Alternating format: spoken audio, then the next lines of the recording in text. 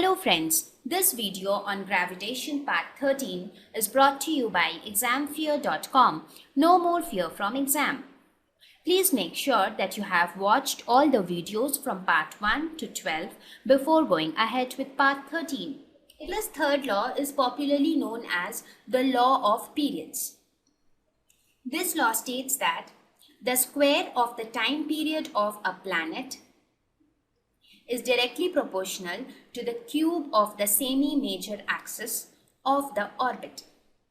What does that mean? Let us suppose that any planet is revolving. Let us suppose Earth is revolving around the Sun.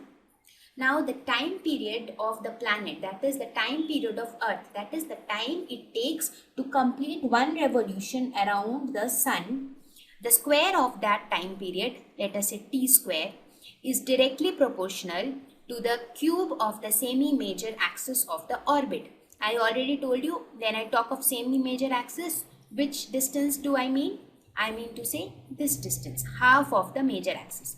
So this time period of the planet, square of the time period of the planet is proportional to the cube of the semi-major axis. Let us suppose if I denote semi-major axis with A, if this is the semi-major axis, then t square is proportional to A cube. So here also we'll go ahead and derive Kepler's third law to show that how can we prove that this law holds true. And you are also aware why is it called law of periods? Because it talks about the relationship or the dependency of time period of a planet. That is why it is known as the law of periods. Now we'll see how can we derive and prove the universality of Kepler's third law. Let us suppose the mass of the planet is denoted by, we are denoting small m as the mass of planet. And let us suppose we denote mass of Sun by capital M.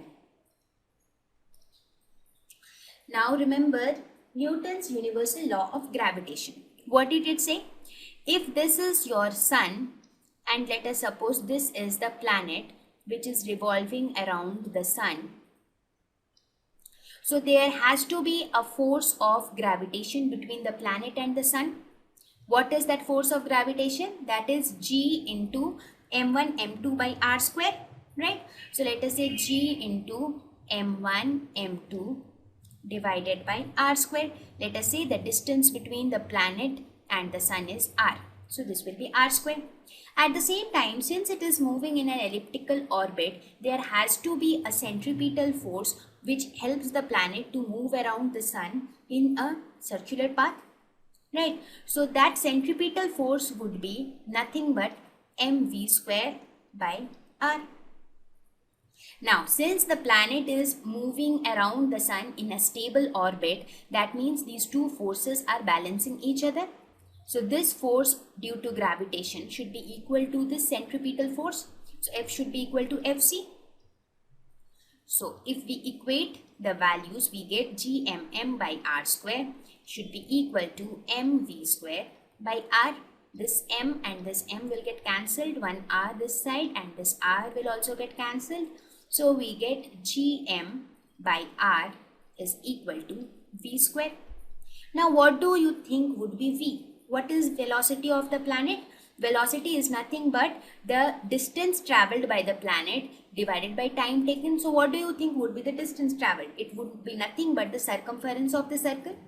Please remember that in this case, in order to derive Kepler's third law, we have made this assumption. That the planet is moving in a circular path. As I already told you, circular path is a special case of ellipse. So in this case, we are taking this assumption into consideration and trying to prove the truth of the law. Therefore, if I talk of the velocity of the planet, it would be the circumference of the path divided by time taken. So that would be 2 pi r divided by time taken. That is the time period, that is 2 pi r by t. Therefore, v square would be equal to 4 pi square r square divided by t square. Now we put this value in this equation. So we will get Gm by r is equal to 4 pi square r square divided by t square. So from here we can see t square is equal to 4 pi square divided by gm into r cube.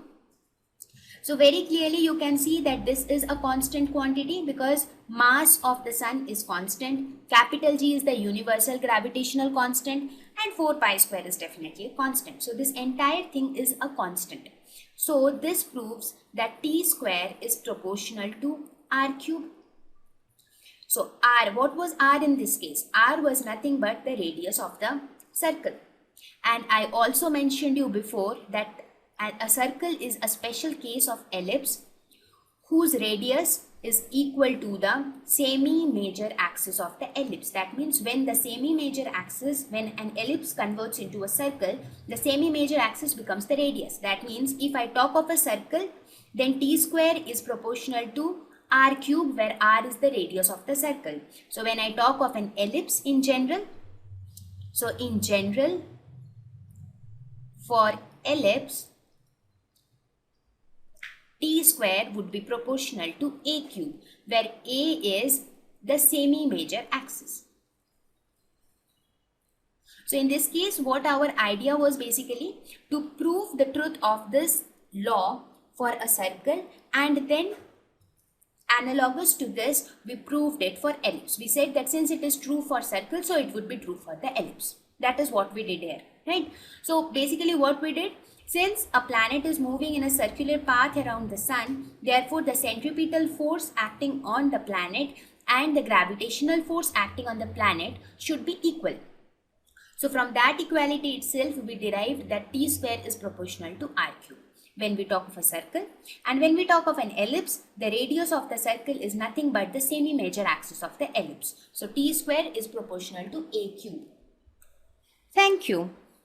Please visit examfear.com to watch free educational videos, try free online tests, get the best quality study materials, study from the best tutors and mentors, and much more. Thank you once again.